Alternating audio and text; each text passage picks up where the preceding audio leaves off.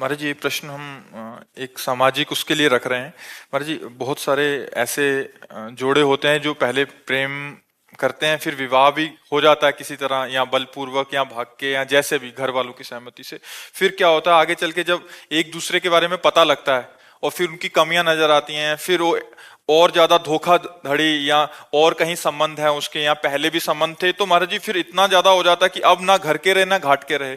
माता पिता की इज्जत भी दांव में लग जाती है, अगर छोड़ते हैं, अगर पकड़ते हैं तब भी लगी हुई थी। तो महाराज जी ऐसे में बहुत सारे ऐसे दंपति हैं जो एक एक पक्ष वो दूसरे को समझा रहे हैं, बाद में जाके तो फिर वो मानसिक तनाव से बहुत गुजरना पड़ता है, फिर डिवोर्स केसेस और बहुत सारे लव मैरिज ऐसी हैं कि वैसे जो जो बाद में। हमारा शास्त्रीय विवाह है, बड़ा मंगलमय परिवार चला। कभी कोई एक दो की बात नहीं कह रहे। जो हमारी शास्त्रीय पद्धति है सनातन धर्म की, दसियों बार लड़का और लड़के के परिवार का परिचय लिया जाता था जाके। गुप्त रूप से भी लोग जाते थे, आसपास व्यवहार में बैठे, भैया राम राम, ये पड़ोसी कैसे है आपके, तो वो सब पता लगाते थे। लड़की लड़के को तब देखती थी जब मंडप पे बैठा होता था, और लड़का लड़की को तब देखता था जब घर में पहुंच जाती थी। लेकिन आजीवन दोनों निर्वाह करते थे, खूब बढ़िया संतान, खूब परिवार। लव मैरिज करते हो, डिवोर्स की बात करते हो। लव मैरिज किसे कहते हैं? प्यार। अगर एक बार तुम्हें प्यार करके स्वीकार किया तो आजीवन तुम्हारा निर्वाह करे, फिर किसी और की तरफ ना देखे। नहीं, गांव में डिवोर्स, अरे शाम तक पति पत्नी में अगर दिन सुबह लड़ाई हुई तो शाम तक फिर खा पी के बिल्कुल। डिवोर्स शब्द कहा है सर?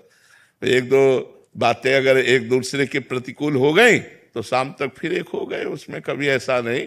घर परिवार में या बहुत बहुत मायके 2-4 दिन हो गई बस पिया। मायके की धौंस देती है, चली जाऊंगी मैं, जाती नहीं है शाम को फिर। नहीं, बड़ा प्यार में जीवन हमने तो देखा है। गृहस्थी में हम किसान के घर पैदा हुए तो गांव का हमने जो माहौल देखा है, बड़ा प्यार भरा जीवन था यार, बड़ा प्यार भरा जीवन।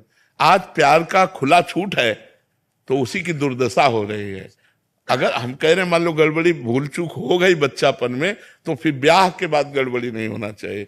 अब क्या होता है, बच्चे बच्चियां खुली छूट, मनमानी आचरण, जैसा मना वैसा।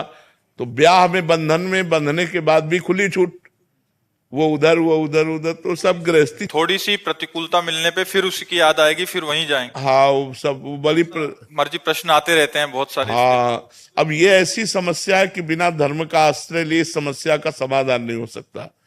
हमारे शास्त्र जो भरे पड़े हैं, देखो कितना प्यार भरा जी। अरे भाई, अपने पति की आराधना करके भगवान को 6-6 महीने के बालक बना दिए अनसुईया जी ने। जब परीक्षा लेने गए ब्रह्मा विष्णु महेश, तो 6-6 महीने का बालक बना दिया अनसुईया जी ने।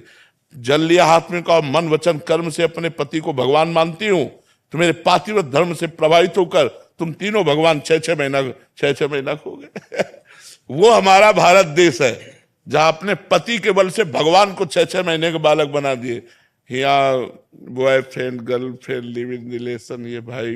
लेकिन आप खुद देख लो कि आप लोगों के चरित्रों का परिणाम क्या हो रहा है, कि लव मैरिज करने के बाद, माता पिता परिवार का त्याग करने के बाद तुम्हारे पास जो लड़की आई है उसके साथ तुम कैसा व्यवहार कर रहे हो, या जो अपने परिवार से द्रोह करके लड़का तुम्हें जो समर्पित हुआ उसके साथ कैसा व्यवहार हो रहा है। दोनों का अगर प्रेम विवाह हुआ है तो हमें लगता है आजीवन क्यों नहीं होना चाहिए, क्योंकि पसंद से हुआ है। लेकिन वो प्रेम विवाह प्रेम के लिए नहीं हुआ था, वो काम के लिए हुआ था। जब काम की पूर्ति में बाधा पड़ी तो इधर उधर फिसलने लगते हैं, फिर पूरा परिवार नष्ट हो जाता है। तो हमें लगता है हमें धर्म से चलना चाहिए। जी पहले क्या करना चाहिए कि अब अगर कुछ नहीं ऐसा हुआ तब क्या जिम्मेदारी है, या हो गया है प्रेम विवाह फिर क्या जिम्मेदारी है? एक देखो, एक बात बताएं, जब कैंसर हो जाता है ना, तो चाहे जितने कीमो लगवाओ और चाहे जितना बड़ा ऑपरेशन करो, वो 1-2 साल में धोखा फिर दे ही देता है। नहीं दे देता है? ये कैंसर की तरह बीमारी है काम। 1-2 साल बाद जब आपको उसकी याद आएगी तो आपको मन यही कहेगा कि इसमें सुख नहीं है जो उसमें सुख था। अब आपका धीरे से मन नंबर लगाने का करेगा। धीरे फिर वो बिगड़ता चला जाएगा। चंचल मन संभालना बड़ा कठिन है बिना अध्यात्म के। अवसर आने पर दोनों फिसल जाओगे। इसलिए हमें लगता है कि हमारे धर्म से चलना ही ठीक है। ये जो नई पद्धति चली है इसमें ठीक नहीं है, इसमें ठीक नहीं है। अगर हम धर्म से देखो, बड़े बड़े साधु महात्मा चूक हो जाती है तो फिसल जाते हैं। विचार करो, जिन्होंने साधना की है। आप लोग तो साधना ही नहीं करते, आप लोग तो चूक में पड़े हुए हो। अगर आप सुधारना चाहो तो पहले कसम खाओ दोनों कि अब तक जो हुआ हुआ हम कभी नहीं करेंगे। अगर ये कसम खा के ब्याह हो, आज से हम दोनों के दोनों हैं, कभी हम किसी को स्वीकार नहीं करें। बहुत बढ़िया यार जीवन चल जाए, लेकिन ऐसा नहीं हो पाता। पर आप बताओ, अगर आप प्रश्न करोगे ऐसे तो फिर हम उत्तर कहां से दें? उत्तर यही देंगे कि आप गलत हो, आप सुधार करो, आप धर्म से चलो। हमारे बच्चे, हमारी बच्चियां यदि धर्म से चलेंगे तो गृहस्थी बहुत बढ़िया बनेगी जाके। अगर अधर्म से चलोगे तो गृहस्थी बढ़िया नहीं बनेगी। जब हम अपने पति को स्वीकार कर लेते हैं, महीना 2 महीना 4-6 महीना या साल हो जाता है तो मन उब जाता है, क्योंकि मन को नवम नवम चाहिए। इसलिए मन को अध्यात्म के द्वारा रोका जाता है, धर्म के द्वारा रोका जाता है। कि हमारा धर्म नहीं कहता कि हम तुमको स्पर्श करें क्योंकि हमने ब्याह कर लिया है। अब नहीं, कोई अगर ऐसे नियम से चले तो भले गृहस्थी बनी रहे, नहीं तो जो आचरण चल रहे हैं उनमें मन चंचल हो रहा है, इंद्रियां अपवित्र हो रही हैं। वो इंद्रियां चंचल और अपवित्र मन वो कभी एक बंधन में बंध कर बहुत काल तक निर्वाह करे, असंभव।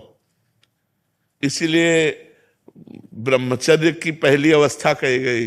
हमारे यहाँ 4 आश्रम हैं, ब्रह्मचर्य, गृहस्थ, वानप्रस्थ और सन्यास। अपने भारत देश में सनातन धर्म में 4 आश्रमों की ऋषि मुनियों ने व्यवस्था की। पहला आश्रम सबके लिए ब्रह्मचर्य है। अब ब्रह्मचर्य से गृहस्थ जाओ या विरक्त भाव में जाओ तो यहां से मोड़ हो जाता है, लेकिन पहला आश्रम सबका ब्रह्मचर्य है। अब उसी ब्रह्मचर्य आश्रम में हम लोग गलती कर रहे हैं, ब्रह्मचर्य आश्रम को ही नष्ट कर रहे हैं। तो न गृहस्थ बन पा रहा है, न विरक्त बन पा रहा, सब गड़बड़ हो गया। अगर नींव गड़बड़ हो तो महल गड़बड़ ही होगा। तो हमारी नींव गड़बड़ हो रही है। हमारी जो नई अवस्था है ये थोड़ा गंदे आचरणों की तरफ जा रही है। कोई नए नए बच्चों को देखो व्यसन कर रहे हैं।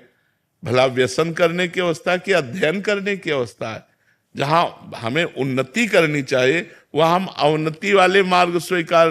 कोई गलत आचरण अगर हमारे ना हो बचपन से लेकर के 25 साल तक तो हम अच्छे विद्यार्थी बन सकते हैं। हम अपनी समाज सेवा के लिए किसी भी पद में जाएंगे, हम बहुत अच्छे बन जाएंगे। अब जब आप शुरू में ही नशा और व्यभिचार आदि दोष स्वीकार कर लिए तो आपकी जो नींव थी वो खराब हो गई। आप किसी भी पद में जाएंगे तो आप भ्रष्ट होंगे, आप उन्नतिशील नहीं होंगे, आप इधर उधर दृष्टि डालने वाले होंगे, आप घूस लेने वाले होंगे, क्योंकि आपका स्वभाव बन चुका है व्यसन करना, व्यभिचार करना। तो व्यसन और व्यभिचारी को अर्थ की अधिक आवश्यकता होती है। तो आप उसे अर्थ चाहिए, चाहे धर्म से मिले चाहे अधर्म से मिले।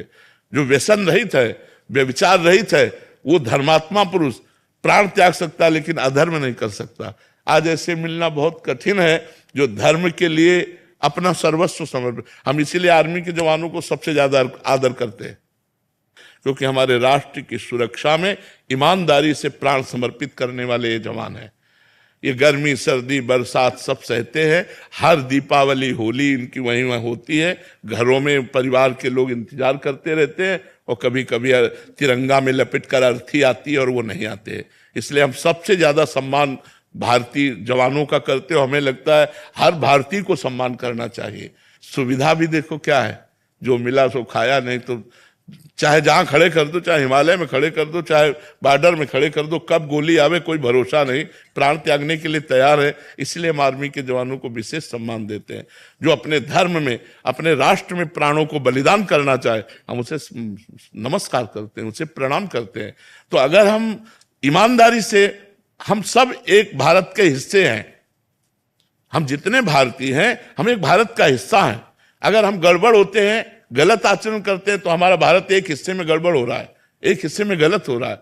तो अब नवीन पीढ़ी तो हमारे भारत का भविष्य है, इन्हीं में एमएलए बनेंगे, इन्हीं में सांसद बनेंगे, इन्हीं में अधिकारी बनेंगे। अगर इनके आचरण ठीक नहीं है तो हमारा आगे का जो भविष्य है वो बहुत गड़बड़ है।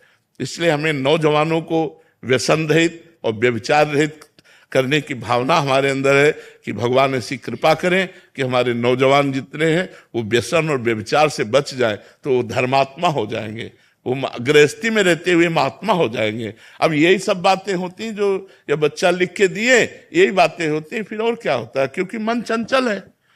मन चंचल है तो कितने दिन एक में टिकेगा, फिर मन तो भागेगा दूसरों की तरफ, दूसरों की तरफ भागेगा तो संबंध विच्छेद हो जाएगा। देखो, हम बात समझना हमारी बड़ी सूक्ष्मता की है कि हम चाहे 10 की तरफ देख लें, तुम एक की तरफ देखना भी नहीं पसंद करोगे, अपनी पत्नी किसी और की तरफ देख रहे, तो हमको सोचना चाहिए कि पत्नी के अंदर क्या विचार होंगे। जब हमारे अंदर ये विचार ही, हम अंदर घुस के बात कर रहे हैं, उसको देख लो थोड़ा अंदर प्रवेश करके, उसके मन में भी है कि मैंने अपना प्राण और जीवन तुम्हें समर्पित किया है, तुम हमारे सिवा किसी को और इस दृष्टि से मत देखो, तब दोनों का संबंध चलता है। लेकिन आज बड़ा विक्षेद हो रहा है, बड़ा विक्षेप पड़ रहा है, इसीलिए बड़ी समस्या आज नहीं तो आगे देखना और आ जाएगी, और भारी समस्या। ये जब बढ़ेगा पति पत्नी में विश्वास, तो गृहस्थी चौपट हो जाएगी, वो गृहस्थी सुखमय नहीं रहेगी। हम तो भावना करते हैं, आप मेहनत करके 8 घंटे कहीं से भी, और जब घर पहुंचते हैं और आपको दौड़ करके बाहर स्वागत करती है, घर लिवा करके पानी पिलाती है, बैठालती है, हंस देती है, तो आप 8 घंटे की मेहनत भूल जाते हैं। बच्चे छोटे छोटे पापा कह करके दौड़े तो आप खुश हो जाते हैं। अब वो तुमसे बात नहीं कर रही, वो और ही जगह दृष्टि लगाए तुम, और क्या नरक भरी जिंदगी है कि नहीं। थोड़ा सा विश्वास करो।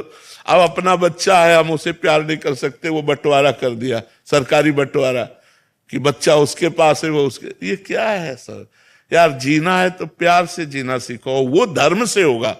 लोग धर्म की तरफ नहीं देख रहे, और धर्म ही आपको प्यार देगा, धर्म ही आपकी सुरक्षा करेगा, धर्म ही आपको बलवान और धनवान बनाएगा। लेकिन लोग धर्म का त्याग कर रहे हैं, इसीलिए ये सब दुर्दशा हो रही है।